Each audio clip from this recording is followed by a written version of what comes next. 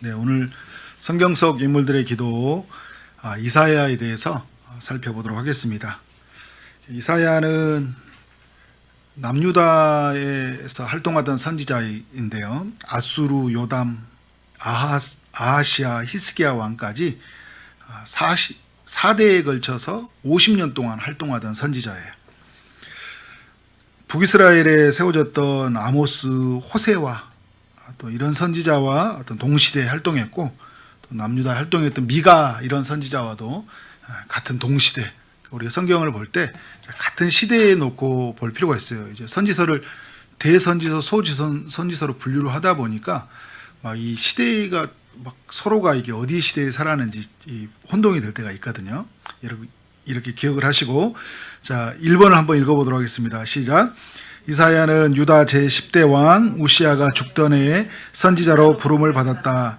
남유다 땅은 경제적인 풍요를 누리고 있었으나 향락과 사치 풍조가 더욱 번져가고 있었고, 산당에서는 우상에 대한 제사가 드려지고 있었고, 성전에서는 정규적인 제사는 있었으나 하나님에 대한 열심이 식어져 가고 있었다. 이러한 때 이사야는 하늘 성소에서 천사들이 예배하는 모습을 본다. 우시야가 죽던 해에 이사야가 선지자로 부름을 받는데, 우시야가 제가 월요일날 여러분들과 새벽에 말씀을 나누는데요, 남쪽 유다, 북쪽 이스라엘 통틀어서 가장 오랫동안 통치를 했던 왕이에요. 52년 동안 나라를 다스렸죠.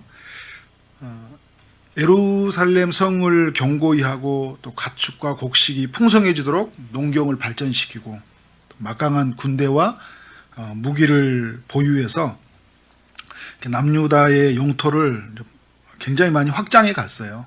블레셋, 아라비아와 마온까지 확장해 갔고, 또 암몬 사람들에게는 조공을 받게 되고, 또 이 명성이 너무 높아져서 애국까지 그 영향이 소문이 날 정도로, 그러니까 남유다는 쉽게 건들면 안 되는 강한 나라구나라는 것이 사람들에게 인식이 되어졌다는 거죠. 누가 도와주신 거예요? 하나님이 도와주신 거잖아요. 그래서 이 우시야를 향해서 하나님 보시기에 정직히 행한 왕이었다, 이렇게 평가를 해요. 그런데 그의 삶에 이 교만이 찾아온 거예요.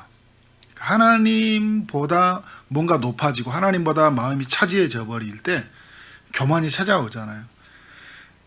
우시야가 어떤 행동을 합니까? 제사장만이 할 수 있는 그 분향을 하다가 재단에서 분향을 해야 되는데 자신이 이제 분향을 해버려요. 왕으로서 해야 될 일이 있고 또 제사장이 해야 될 일이 있는데 제사장까지 이제 일을 침범하고 만 것이죠. 이로 인해서 징계를 받아 나병에 걸렸고, 여생을 이제 별궁에서 홀로 지내다가 죽었는데 조상들의 묘실에도 묻히지 못했어요. 마지막에 비극적으로 삶은 너무나 형통한 삶을 누렸고 오랜 기간 제의를 하면서 많은 부와 영광을 누렸지만 마지막 끝이 되게 좋지 못한, 그렇지만 전체의 평가로는 여호와 보시기에 좋았다, 이제 이런 평가가 있죠. 이 우시야의 이 교만함, 우시야의 이런 하나님 뜻에서 벗어남이 이 남유다 땅 안에 그대로 다 녹아져 있었어요, 사람들 안에서. 그러니까 오늘 읽었던 내용처럼 경제적인 풍요를 누렸지만 향락과 사치 풍조가 더욱 퍼져갔다는 거예요. 그런 하나님이 주신 부요함으로 하나님을 섬기고 이웃을 섬겨가는 것이 아니라 나의 유흥을 위해서, 나의 욕구를 채워가는 데에 그 소비해 갔다는 거잖아요. 산당에서는 우상의 제사가 드려지고 있고, 그리고 성전에서는 예배는 드렸지만 하나님에 대한 열심이 식어져 있었다. 그래서 이사야 1장에 가보면 이들의 죄가 너무 만연해 있는데 성전의 마당만 밟을 뿐이라고 하잖아요. 성전에 제사가 있었어요. 그런데 마당만 받는 제사, 그러니까 형식만 있는 제사, 그냥 지금으로 본다면 주일만 예배 드리는 그런 어떤, 그러니까 주일날 예배를 드려야 되죠. 그런데 그 예배 시간이 곧 나와 하나님과의 뭐랄까요? 그 시간만 갔다 오면 나는 이제 내 삶은 산다. 예배당 그러니까 안에서의 예배지 예배당 밖에서의 삶의 예배는 되지 못하는, 그 예배당 안에서도 온전한 하나님 앞에 나아가는 예배가 되지 못하는 그런 모습이 이 시대에도 있는데, 지금 우시아가 살았던 시대에 이런 모습이 많이 있었던 것이죠. 이런 이사야가 하나님께로 이제 부름을 받아서 하나님 특별한 예배를 드리게 되는 거예요. 근데 오늘 이제 6장의 내용인데, 사람들은 마당만 밟는 예배인데 이 예배는 어디까지 가야 됩니까? 지성소까지 들어가야 되는 거잖아요. 성소를 지나서 지성소 안에 가서 그 피가 뿌려지고 하나님의 임재 가운데 제가 사면되어지는 그 하나님과 깊은 만남과 사귐의 자리까지 나아가야 되는데, 많은 사람들이 그런 제사가 있었고 율법 책이 있었지만 하나님을 그렇게 못 만나고 있었던 거예요. 그런데 이사야는 오늘 어떻게 하고 있어요? 그 하나님의 그 깊은 임재 속에 들어온 거예요. 들어와서 하나님을 만나고 있는 거예요. 저는 우리 초이동산교회 성도들이 이런 예배가 드려졌으면 좋겠어요. 하나님의 성령을 통하여 그 성령의 강권적인 인도하심이 우리의 발걸음을 하나님께로 향하게 하고, 말씀이 들려오게 하고 말씀이 깨달아져서 그 하나님을 붙잡으면서 주시는 그 거룩한 임재, 영광, 그 풍성함, 오늘도 찬양 마지막에 있는데 그 하나님의 나라가 내 안에 온전히 이루어지는 그런 기쁨을 누렸으면 좋겠다. 이 시대를 살면서 하나님 나라 부름을 받기 전까지 이런 예배 한 번 안 드리고 간다면 너무 억울하지 않을까요? 천국에만 있는 예배를 보고 간다면 이 땅에 드려진 예배는 너무 무료하고 딱딱하고 마지못해서 가고 마지못해서 드리는 예배로 1년, 2년 다 드리고 언제 이런 예배를 드렸는지 희미해져 가고, 그래서 우리는 천상에서 드려질 예배만 바라보고 살아서는 안 되겠죠. 그죠? 오늘 이사야가 만났던 그 하나님의 이 임재 가운데 드려진 예배가 오늘 우리의 현장이 되도록 기도하는 여러분 되어지길 원합니다. 네, 이사야 이제 2번을 한번 읽어보면요. 이사야는 거룩하신 하나님의 영광을 보자 자신의 입술 안에 가득한 재가 보였다. 하로다 나여 망하게 되었도다. 나는 입술이 부정한 사람이요 나는 입술이 부정한 백성 중에 거주하면서 만군의 여호와이신 왕을 배웠음이로다. 네, 아멘. 이사야가 이제 하나님의 그 천상, 하늘 성소에서 드려진 예배를 보는데, 이 스랍이라는 천사가 6날개를 달고 있는데 하나님의 영광이 너무 충만하니까, 1절에도 성전의 영광이 가득했다, 3절과 4절에 보면 그의 영광이 성전의 연기가 충만했다는 거예요. 하나님의 임재가 충만했다는 거거든요. 그 충만한 영광을 보면서 자신 안에 있는 죄가 너무나 하나님 앞에 부정하다는 것이 드러난 거예요. 그래서 어떤 고백을 해요? 하로다 나여 나를 자신을 향해 말하고 있죠. 망하게 되었도다. 그러니까 하나님 앞에서 이 거룩한 임재 앞에서 자기 자신이 도저히 설 수 없는 그런 죄인이라는 것이 드러난 거잖아요.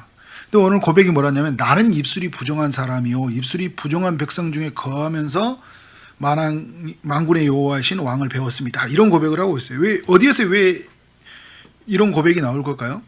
이사야 29장 13절에 보면 주께서 이르시되, 하나님이 뭐라고 하냐면요, 이 백성이 입으로는 나를 가까이하되 입술로는 가까이하며 입술로는 나를 공경하나 그들의 마음은 내게서 멀리 떠났다. 이렇게 표현을 하고 있어요, 이사야에서. 그러니까 하나님의 백성들이라고 하는 사람들이 말은 다 신앙이 일하는 거예요. 근데 하나님은 중심을 아시잖아요. 오늘 우리가 찬양을 하죠. 말씀을 듣죠.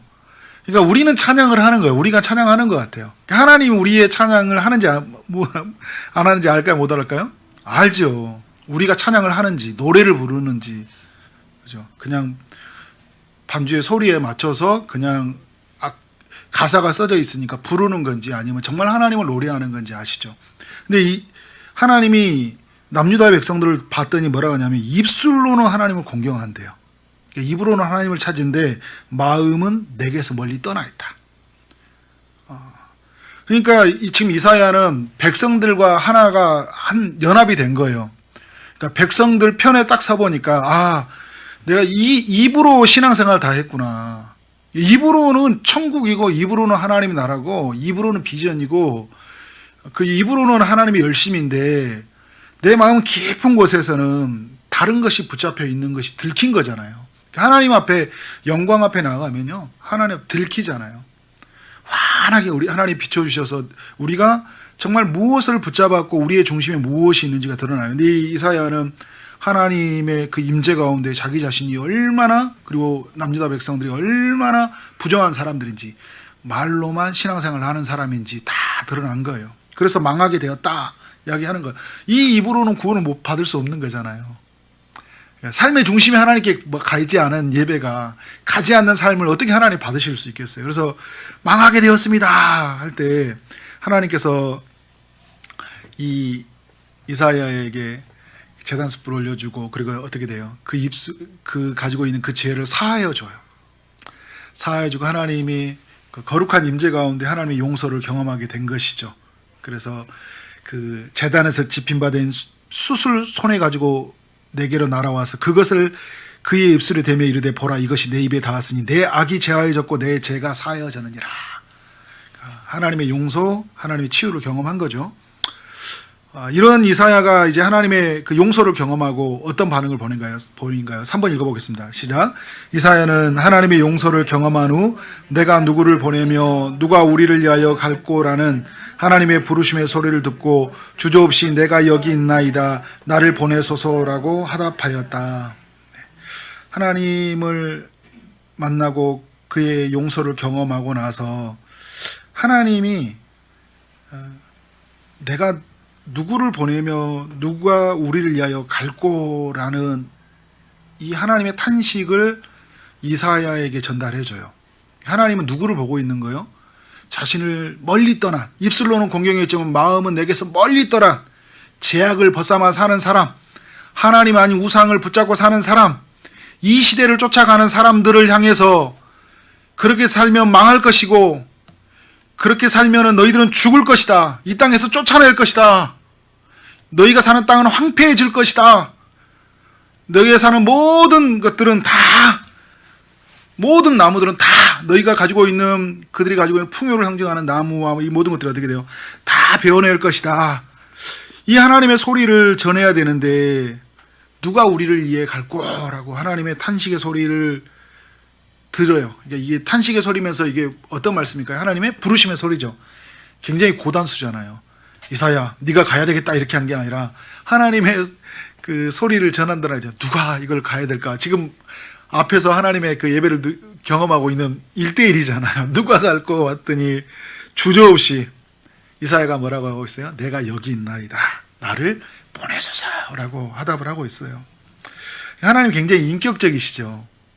그렇게 말씀하지 않으시고 이 시대를 보여주고 이 시대의 아픔을 보여주고 죄를 보여주면서 우리로 하여금 어떻게 할래? 라고 물어오시는 거잖아요. 어떻게 해야 될까요? 여러분은 어떻게 하실까요?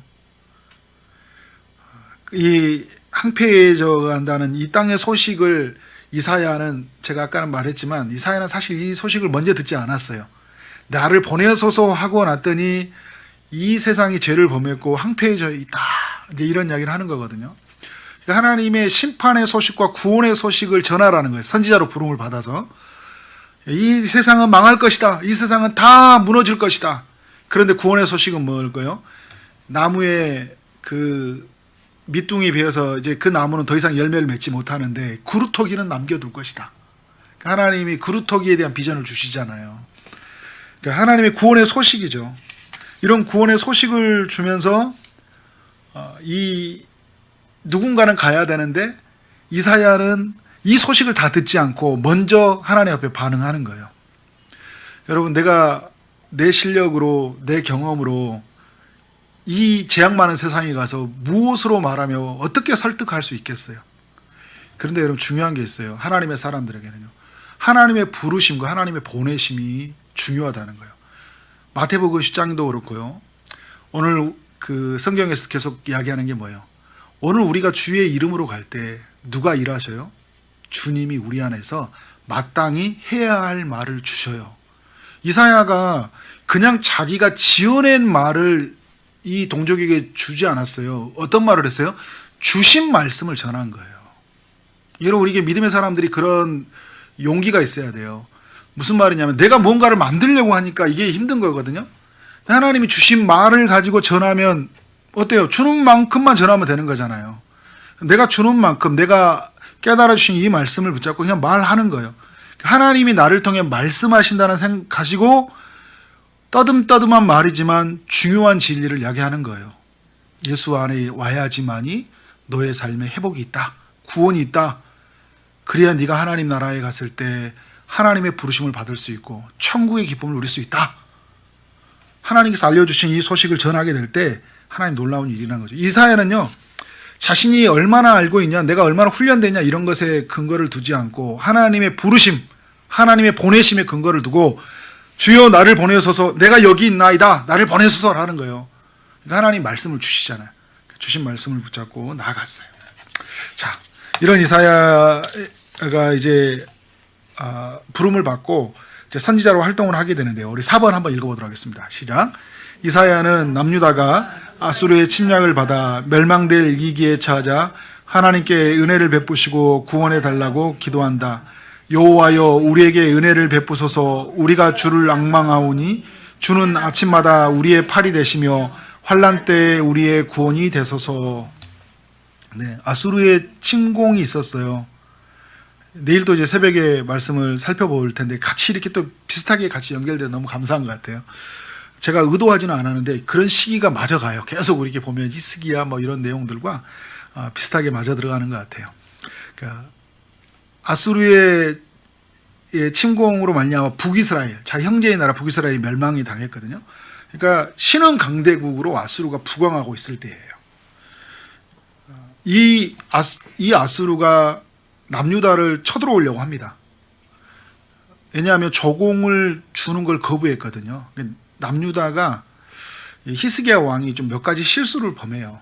실수를 범해서 조공을 바쳐야 되는데 안 바쳤다는 게 아니라 조공을 바치지 않는 이유가 애굽을 의지했기 때문에 안 주는 거예요. 그러니까 하나님을 의지해서 조공을 안 바친 게 아니라 이 아수르를 이길 수 있는 상대는 하나님밖에 없는 건데 누구를 의지하는 거예요? 애굽을 의지하는 거예요. 옛날 이제 지는 해거든요. 애굽은. 그런데 애굽을 의지했어요. 떠오르는 해인 아수르가 이제 내일 또 말씀을 살펴볼 텐데 굉장히 이런 부분에서 이제 히스기야가 실수를 해요. 썩은 지팡이 같은 썩은 동화줄을 잡은 거잖아요. 근데 이사야가 이걸 알고 하나님께 기도를 하는 거예요. 하나님 여호와여 우리에게 은혜를 베푸시고 우리가 주를 앙망하오니 주는 아침마다 우리의 팔이 되시며 환난 때에 우리의 구원이 되소서. 그러니까 우리의 힘으로 할 수 없다는 거예요. 우리는 싸울 수 없다는 거예요. 우리가 의지할 수 있는 건 아무것도 없다는 거예요. 누구를 의지하겠다는 거예요? 하나님을 의지하겠다는 거예요. 그러니까 이사야는 하나님의 사람이잖아요. 딱 삶의 위기의 순간에 누구 편에 딱 서는 거예요? 하나님 편에 서는 거잖아요. 그러니까 하나님 편에서 세상을 바라보고 이 문제를 바라보면서 하나님께 도움을 의지하고 있는 거예요. 자신에게 근거를 두지 않고 있어요. 그래서 주님을 앙망한다. 우리의 팔이 되어달라고 이야기하고 있어요. 우리를 구원해달라고 외치고 있는 거예요. 자, 5번 읽어보도록 하겠습니다. 이사야는 기도의 동력자 히스기야 왕과 더불어 하늘을 향해 부르짖으며 기도한다. 이러므로 히스기야 왕이 아모스의 아들 선지자 이사야와 더불어 하늘을 향하여 부르짖어 기도하였더니, 제가 얼마 전에 히스기야 왕 편에 살펴볼 때 그 히스기야 왕은 애롭지 않다. 왜냐하면 기도의 동력자 이사야가 있기 때문인데, 이제 이사야를 살펴보면서 이제 동일하게 이사야도 애롭지 않는 이제 그런 선지자였던 것이죠. 지금 이 아수르의 침략의 문제에서 히스기야가 마음을 돌이키고요, 다시 하나님께 부르짖고 나아가요. 그래서 히스기야와 더불어서 부르짖음으로 말미암아 이 아수르의 침략의 문제를 막아내고, 싸우지 않았지만 아수르의 군대가 18만 5천 명이 전멸을 당하고 말잖아요. 하나님의 도우심으로 말미암아. 그러니까 위기의 순간에 동력하는 건 굉장히 중요한 것 같아요. 기도의 동력자가 있다는 게 너무 중요한데, 그런데 여러분, 우리의 삶에서 이 동력자, 기도의 동력자는 너무 중요하잖아요. 우리 천희동산교회에 있는 성도들을 관계 안에서 이 기도의 동력자라는 이런 인식이 많이 이렇게 여러분 안에 있었으면 좋겠어요. 기도를 서로 나누고 제목을 나누고, 그리고 누군가를 위해서 계속 그를 위해서 중보기도 하고 또 기도 제목을 부탁하고, 이런 관계가 돼야 되잖아요. 그러니까 살다 보면 위기가 생기면 기도하지 않고 결정해버리는 경우가 있거든요. 어떤 문제가 생겼는데, 그런데 기도의 동력자들이 그것을 위해서 기도해주고 또 하나님께 주신 마음을 이야기해주고요. 누구야? 이런 문제가 생겼는데 우리 기도하자. 내가 기도할게.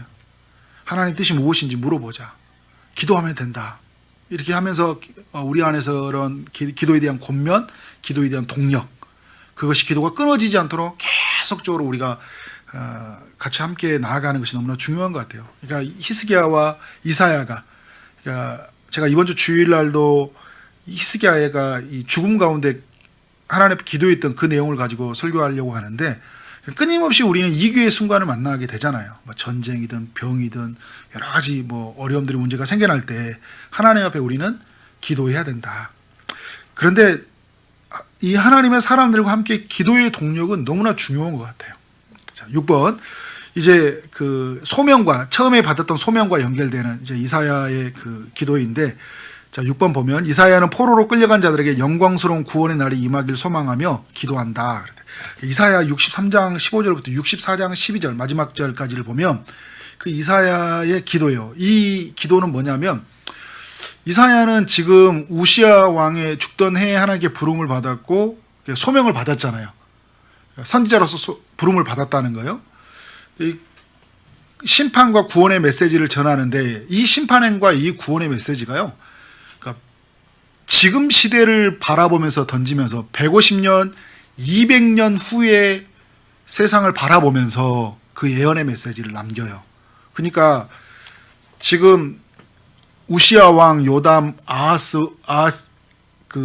아시아인가요? 그리고 누구예요? 히스기야 왕, 이런 왕들의 때만 뿐만 아니라 이들이 포로로 끌려가는, 바벨론의 포로로 끌려갈 때를 내다보고 바벨론에서 포로로 끌려갔을 때 돌아올 날까지 이 이사야가 내다보면서 기도를 하고 있는 거예요. 오늘 이 63장 15절부터는 바벨론의 포로된 이스라엘 백성, 이 남유다의 백성들이 하나님의 그 긍휼하심을 힘입어서 하나님의 구원을 통하여 다시 돌아오기를 바라는 그 간절한 갈망의 기도를 하고 있는 거예요. 어떻게 보면 200년 후에 이루어질 그 하나님이 일하실 일들을 바라보면서 이사야가 기도하고 있는 거예요. 이런 내용이에요. 하나님이 속히 강림하셔서 포로 받고 있는 백성들을 구원해 달라는 거예요. 그러니까 제약 중에 있는 이들을, 오늘 제가 처음에 읽었던 말씀처럼 분노하지 말고 제약을 기억하지 마시고 구원해 달라고 기도하고 있어요. 예루살렘이 항폐화됐고 성전이 불이 타고 있고 하나님의 백성들은 심히 지금 괴로워하고 있는데, 이 처참한 상황에서 이 주님의 임재를 누리지 못하고 있는 그 성전에서 하나님의 임재가 느껴지고, 그리고 이방의 포로가 되어서 모든 자유가 박탈된 이런 세상 속에서 하나님이 구원해 주시도록 이렇게 바라고 있는 거죠. 그런데 여러분, 이 이사야의 기도는 단순히 그때 200년만을 바라는 기도가 아니라 예수님이 오시기 전에 어떤 거요? 정말 메시아로 말미암아 이 모든 죄의 문제, 그 영원한 성전 대신, 그리고 영원한 우리의 구원자가 되신 그리스도로 말미암아 이 모든 회복을 바라는 그런 어떤 예언적인 그 기도를 담고 있는 거예요. 이 이사야가 이 기도 속에 보면요, 우리 7번과 이제 7번의 내용을 보면 하나님을 향해 주는 우리 아버지, 우리 구속자 여호와여, 주는 토기장이요, 이렇게 이런 고백을 하면서 기도를 하고 있어요. 그러니까 여러분, 하나님과 이사야, 그리고 하나님과 이 남유다의 모든 백성들은 어떤 관계라는 거예요? 아버지의 관계라는 거예요. 자, 8번에 보면 이런 이야기예요. 이사야는 하나님 앞에 자신과 남유다 백성들은 주의 종들, 곧 주의 기업인 지파들이라고요, 주의 거룩한 백성이라고 고백하고 주의 진흙이라고 고백하고 주의 손으로 지으신 것이라고 이렇게 고백을 해요. 그러니까 하나님은 아버지가 되고 우리는 백성이 되고, 그리고 하나님은 우리의 구속자, 죄로부터 우리를 속량해서 구원해 주시는 분이시고, 여호와라는 것은 어떤 고백이에요? 언약적 관계잖아요. 하나님과 언약을 맺어주시는 우리의 여호와, 토기장이, 우리는 진흙인데 그가 우리를 빚어주시는 분이시다. 그러니까 하나님만이 우리를 빚으실 수 있고 우리를 죄를 용서할 수 있고 하나님만이 우리의 아버지다라는 이 예침을 이 이사야가 하고 있는 거예요. 자, 그러면서 우리는 주님의 종들입니다. 주의 지파인 기업인 지파들입니다. 하나님의 기업이라는 거예요. 하나님의로 부름을 받아서 하나님의 그 뜻하신 바가 드러내도록 받은 하나님의 그 기업들이고 백성들인데 하나님이 우리를 건져 주셔야 되지 않겠습니까? 라는 그 하나님의 맺어진 관계에 호소하고 있는 거예요. 그러니까 우리가 기도할 때 예수님이 가르쳐준 기도, 하늘에 계신 우리 아버지여, 이렇게 시작을 하잖아요. 그러니까 아버지여라는 이 관계성 속이 얼마나 중요해요. 우리도 여러분 자녀와의 관계성 속에서 아빠, 엄마 하면 다 그거 하나로 녹아지잖아요. 그러니까 하나님 앞에 그런 관계에 호소하고 있는 거예요. 여러분, 우리의 삶에 여러 위기가 찾아오고 구원의 문제, 누군가로부터 어려움으로부터 빠지기 위해서 우리가 하나님 앞에 외칠 때 뭐예요?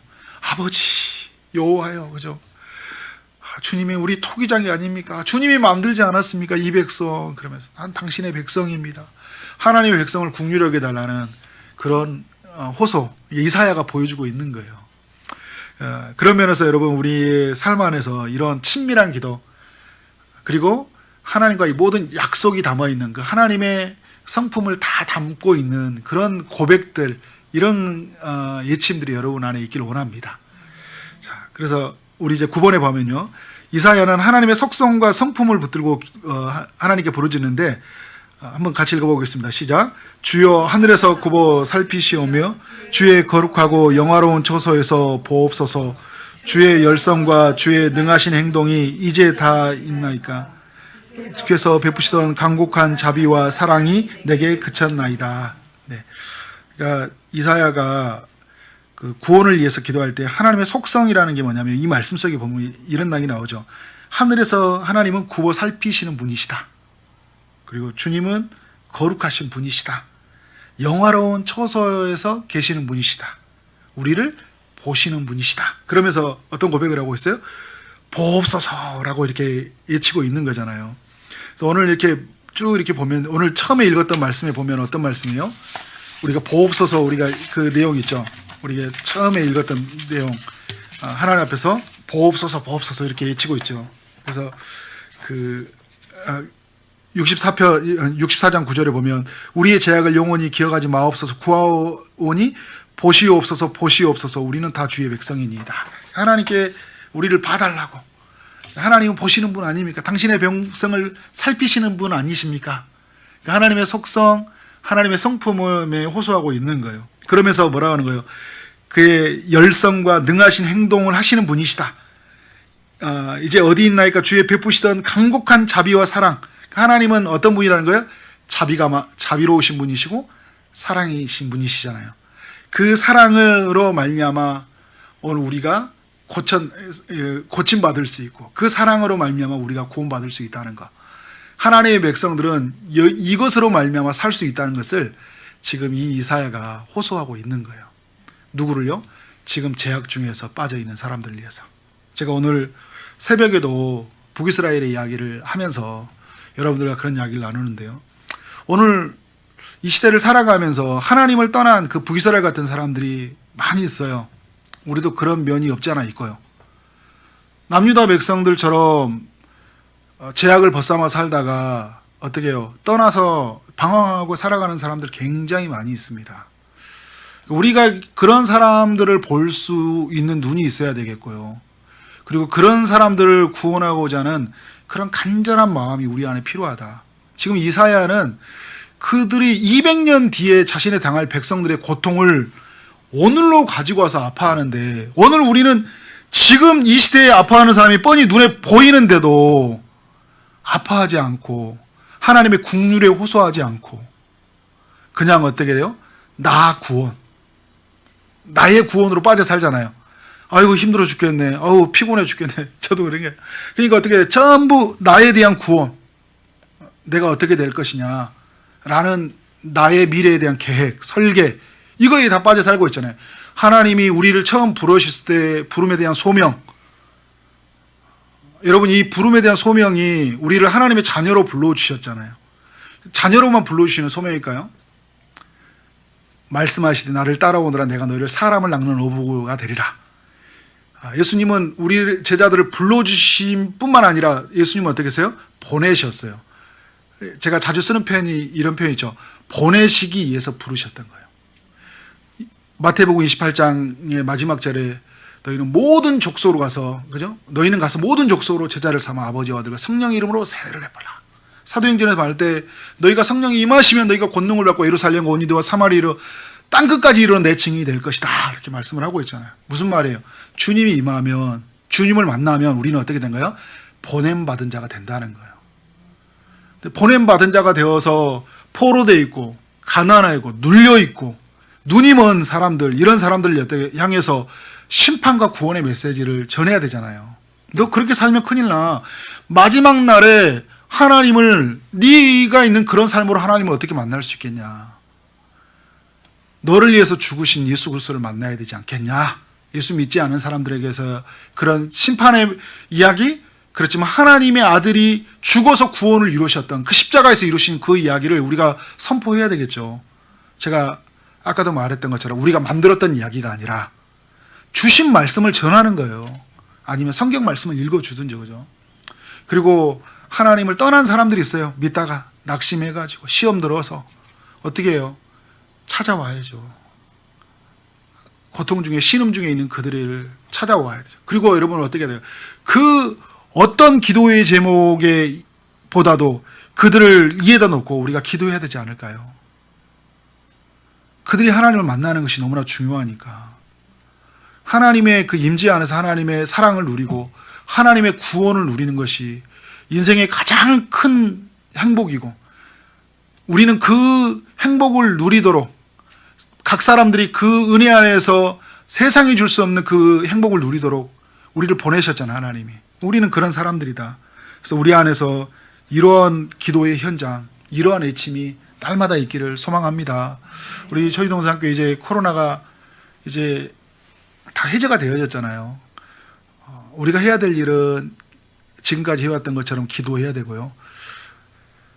죽어가는 영혼들을 향해 어떤 메시지를 남길까, 그런 교회의 거룩한 고민이 우리 안에 있었으면 좋겠습니다. 그리고 그것을 고민을 가지고 기도하는 이 시간이 되고 우리의 모든 삶의 이야기들이 그런 기도를 남기를 주의 이름으로 축원합니다. 아멘.